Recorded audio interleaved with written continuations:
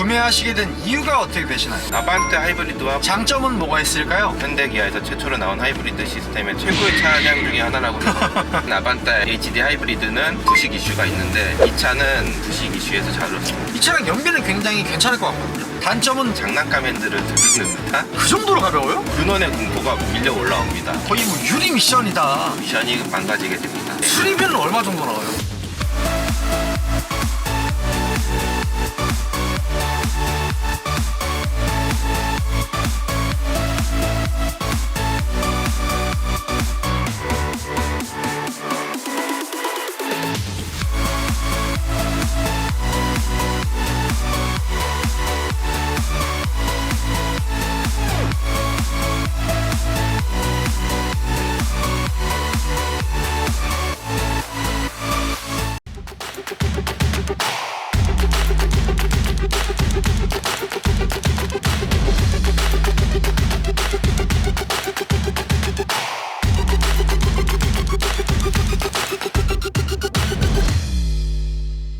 형님들 안녕하세요, 한기사입니다. 2009년 당시 세계 최초의 LPG 하이브리드 모델이었으며 기아에서 2008년부터 2013년까지 생산했던 준중형 차량인 바로 기아 포르테 하이브리드입니다. 혁신적인 디자인과 풍부한 장점을 바탕으로 포르테 하이브리드 구매를 고민하시는 분들이 굉장히 많으실 텐데요. 그래서 기아 포르테 하이브리드 차주분을 만나러 경기도 파주시에 도착했습니다. 가볍게 자기소개 한번 부탁드릴게요. 안녕하세요. 파주시 운정에 거주하는 40대 차주 김지윤입니다. 이 차량의 소개 좀 부탁드릴게요. 이 차량은 2009년식 포르테 1.6 감마 LPI 하이브리드 차량입니다. 트림은 최고급 트림이고 사제로 후방 카메라, 안드로이드 올인원, TPMS, 열선 핸들을 설치했습니다. 그리고 차장님, 이 차량 포르테 이름의 뜻 아시나요? 모릅니다. 이게 라틴어로 예. 힘이 센이라는 뜻의 포르티스에서 예. 유래를 했다고 하더라고요. 힘이 전혀 세진 않아요. 이 차량 신차로 구매하신 건가요? 아닙니다. 2009년 9월에 출고된 차량인데 2013년 12월에 제가 세 번째 차주로 구매하였습니다. 구매 가격은 어떻게 되나요? 그 당시 사고 이력이 있었기 때문에 885만 원에 아주 저렴하게 구매할 수 있었습니다. 현재 총 주행거리는 어떻게 되나요? 주행거리는 30만 2천 킬로이고 구매 당시에는 6만 8천 킬로였습니다. 그 전에 타시던 차는 어떤 차 타셨나요? 마티즈2 CVT를 탔습니다.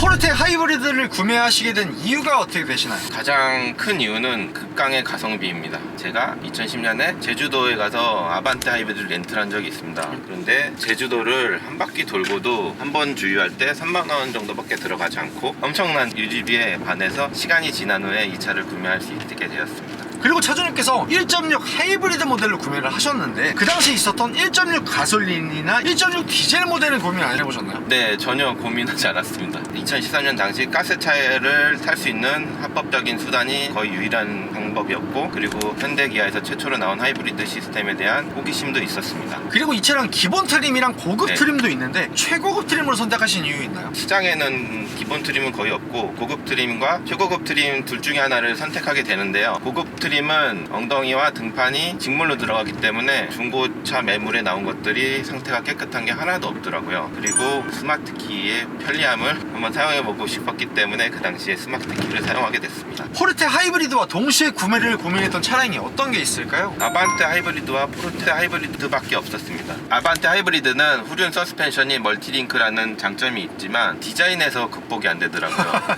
약간 붕어 닮은 느낌, 그죠? 네, 네이징이 되지 않아서 이 토션빔의 단점이 있지만 포르테 하이브리드를 선택할 수밖에 없었습니다. 그리고 그 당시 굉장히 혁신적인 모델이었던 네. 포르테 쿤 모델은 고민 안 해보셨나요? 굉장히 매력이 있는 차였습니다. 그런데 그것도 어쨌든 가솔린을 먹기 때문에 선택을 할 수가 없었습니다. 철저하게 경제성에 포커싱을 맞추셨던 거네요. 네, 그렇습니다.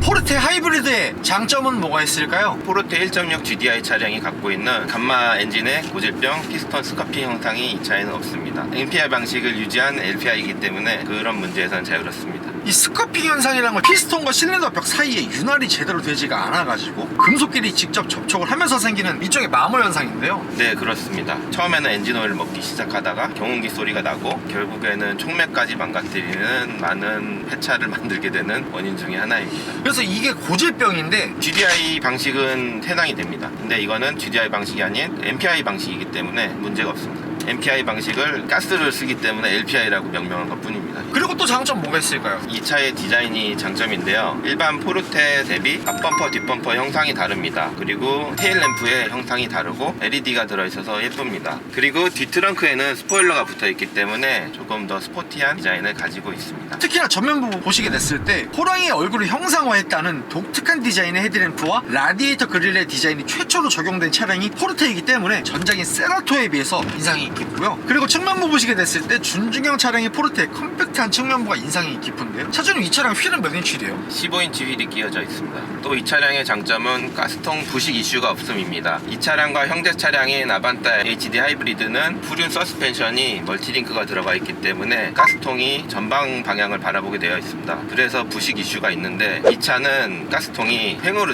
배치되어 있기 때문에 부식 이슈에서 자유롭습니다. 또 다른 장점은 뭐가 있을까요? 압도적인 유지비입니다. 어느 국산차도 넘볼 수 없는 극강의 가성비를 갖추고 있습니다. 일단 가스차이기 때문에 가스비가 800원 미만이던 시절에는 서울에서 부산을 가도 톨비보다 가스비가 적게 나왔습니다. 그리고 1.6리터에 1600cc 세금으로 세금 단가가 약간 좀 낮은 장점이 있습니다. 그리고 저공해 2종 차량이기 때문에 공영주차장 혜택이 있습니다. 50%인가요? 네, 그렇습니다. 그리고 부품을 구하기 쉽고 부품값이 국내에서 팔리는 쉐보레나 르노 삼성 대비 훨씬 저렴합니다. 그리고 차주님 이 차량 그 당시 굉장히 혁신적이었던 LPG가 접목이 된 LPI 하이브리드인데 이 차량 연비는 굉장히 괜찮을 것 같거든요. 네, 그렇습니다. 이 차량의 연비가 2012년 새로 변경된 표시 기준으로 도심 12.8, 고속 15.9km가 나옵니다. 실제로 주행할 때도 그에 근접한 연비가 나올 수 있습니다. 그리고 평소에 차주님께서 주행은 어떻게 하시는 편이세요? 저는 빨리 달리는 편입니다. 예? 누구보다 빨리 달리고 있습니다.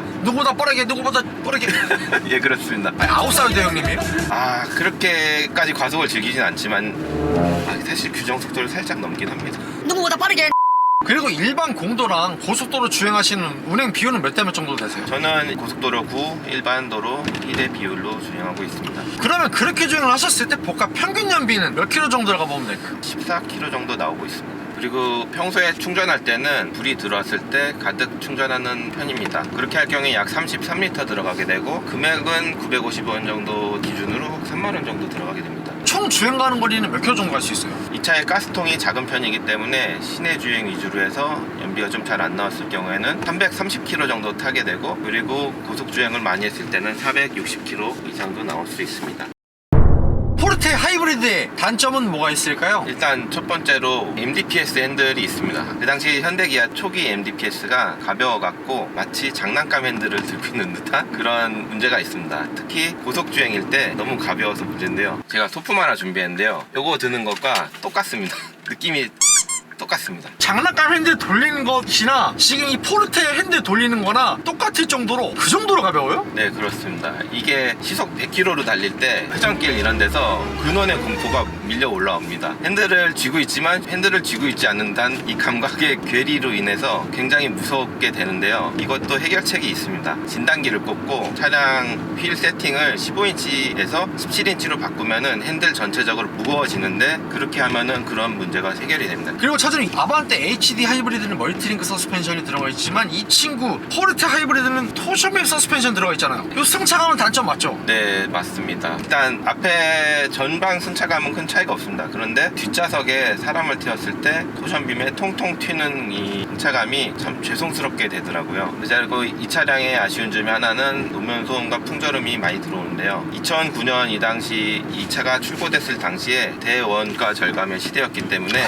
그 당시 소나타나 K5도 출시 초기에 MVH 문제로 많이 이슈가 됐었는데요. 그보다 아래 등급인 이 차량에 MVH가 잘 되어 있지 않습니다. 그래서 실제로 제가 그 당시 2010년 즈음에 나왔었던 와이프 소나타 차주 인터뷰도 진행을 했었고 1세대 K5 LPI 차주님도 차주 인터뷰를 진행을 했었거든요. 네. 확실히 진짜 하부 소음이 네. 노면 소음이나 풍절음이 진짜 어마어마하게 들리긴 하더라고요. 자, 차주님 이 차량의 가장 큰 고질병이 가장 큰 문제가 요거이지 않을까 싶은데요. 이 차량 CVT 미션이 거의 유리 미션이다. 네. 굉장히 미션이 약하다라는 얘기가 많거든요. 그거를 저는 동의할 수 없습니다. 왜요? 이 얘기 좀 풀어주세요. 예, CVT 미션이 들어있는데 운전 요령을 잘만 숙지하면은 저처럼 20만, 30만 넘게 아무 문제 없이 탈 수 있습니다. 이 차의 전신 모델인 베르나 하이브리드, 클릭 하이브리드, 프라이드 하이브리드에는 ZFZ CVT 미션이 들어있었습니다. 그 차도 똑같은 마일드 하이브리드 시스템이었고 이거는 관공서 위주로 팔렸고요. 그리고 그 미션을 국산한 게 이 차에 들어가는 HCVT 미션입니다. 이 미션의 특징은 토크 컨버터가 아닌 발진 클러치가 붙어 있습니다. 그래서 정차와 주행 사이에 미션이 멈춰있던 상태랑 달리는 상태 사이에 발진 클러치를 이용해서 엔진과의 동력을 끊어주고 미션과 붙이고를 하는데 이 부분에 있어서 슬립이 나게 됩니다. 잘 다루지 못하게 되면요. 그래서 그 슬립으로 인해서 미션의 데미지가 누적이 되고 결과적으로 미션이 망가지게 됩니다. 그래서 이 문제를 현대에서는 끝까지 해결을 못했고 차후에 만들어진 CVT 미션들은 발진 클러치가 아닌 토크 컨버터가 들어가게 됩니다. 토크 컨버터로 인해 떨어지는 효율을 CVT 미션의 좋은 회전 영역으로 커버를 하려는 의도인 것 같습니다. 하지만 이 차를 개발한 당시에는 최대한 효율을 끌어올리고 싶었는지 토크 컨버터를 넣지 않았습니다. 그런 의미에서 유리 미션이라면 뭐 맞을 수 있습니다만은 타는 방법이 그렇게 어렵지도 않습니다. 그러니까는 이 차를 타는 요령은 정차했다 출발할 때 클리핑 현상이라는 게 있습니다. 자동 미션은 엑셀레이터를 밟지 않더라도 브레이크에서 발을 떼는 것만으로도 차가 앞으로 나가려는 힘입니다. 그 앞으로 나가려는 클리핑 힘이 느껴질 때 출발을 하면 됩니다. 앞으로 나가려는 힘이 있을 때 살살살살 엑셀레이터를 밟아주시면서 나가시면 됩니다. 이 방식이 배우는 게 전혀 어렵지 않은 게 저희 애기 엄마도 제가 알려준 방법대로 하고 아무 문제 없이 이 차를 오랫동안 운영하고 있습니다. 미션이 깨지게 된다. 네. 수리비는 얼마 정도 나와요? 최소 150에서 190 정도는 생각하셔야 되지 않을까. 그리고 토셔널 댐퍼 소음이 있습니다. 이거는 아우디 폭스바겐 계열의 플라이휠 소음과 동일한 것인데요. 10에서 15만 킬로 정도 주행을 하면은 미션과 엔진 사이에 붙어있는 발진 클러치인 토셔널 댐퍼가 탈탈탈탈 하는 경운기 소음을 내게 됩니다. 이 소음이 난 즉시 수리할 필요는 없습니다. 하지만 시간이 지나 결과적으로 미션을 망가뜨릴 수도 있기 때문에 수리 비용은 대충 30에서 35만 원 정도 생각하시면 됩니다. 그리고 차주님께서 없어서 불편하다는 옵션이 있을까요? 제가 결혼을 하고 아이와 함께 운전을 하게 되다 보니까 뒷좌석에 아이와 아이 엄마를 태우게 되는 경우가 생기는데요. 그러다 보니까 뒷좌석에 컵홀더가 없고 통풍구가 없고 열선이 없는 게 참 아쉽더라고요. 또 다른 단점은 뭐가 있을까요? 싸구려 플라스틱으로 도배된 실내 내장재입니다. 이 차를 처음 탔을 때 충격을 받았습니다. 마티즈2 CVT를 타다가 조금이라도 기대를 더 하고 이 차를 선택하게 됐는데요. 마티즈 대비 전혀 나은 점이 없습니다. 도저히 준중형 차급에 달아놓은 거라고 받아들이기 좀 힘들었습니다. 포르테 하이브리드의 한 달 유지비는 어떻게 되나요? 보험료는 1년에 35만원 자차 제외고요. 왜 자차 제외하세요? 이 정도 가격대와 이 정도 연식의 차량에 자차를 넣는 것은 사치입니다. 자동차사는 차량이 있기 때문에 50% 경감마다 1년에 13만원대를 내고 있습니다. 그리고 2년에 한 번 정기검사 55,000원이 나가고, 그리고 기름값은 제가 하루에 115km씩 운행을 하고, 그래서 한 달에 약 2,000km 정도는 운행을 하게 되는데요. 기름값이 한 15만원이 채 안 나오는 것 같은데요. 엔진오일은 7,000km 정도마다 한 번씩 교환을 하고 있습니다. 공입나라를 가게 되면 25,000원 정도 나오고, 셀프 정비소를 가게 되면은 만원에서 15,000원 나오게 됩니다. 그거는 공인비만 말씀하신 거죠? 네, 그렇습니다. 타이어는 한국 타이어 STAS를 짝당 8만원 정도에 사서 최대한 할인을 받고 끼웠습니다. 그래서 한 달에 약 20만원 정도 유지비가 들고 있습니다. 포르테 하이브리드를 구매하신 걸 후회하시진 않나요? 아니요, 전혀 한 번도 후회한 적이 없습니다. 인생의 최고의 차량 중에 하나라고 생각합니다. 마지막으로 하고 싶으신 말씀 있으실까요? 이 차는 가난한 사회초년생 혹은 출퇴근 거리가 너무 길어 유류비 걱정이 고민이신 분들에게 추천드립니다. 그리고 미션 문제는 그다지 걱정 안 하셔도 됩니다. 미션 운전하는 요령만 배울 수 있으면 아무 문제 없습니다. 구독과 좋아요 살포시 부탁드리고요. 그리고 아래에 있는 메일 주소로 출연 신청 부탁드리고요. 형님들 오늘도 좋은 하루 되세요.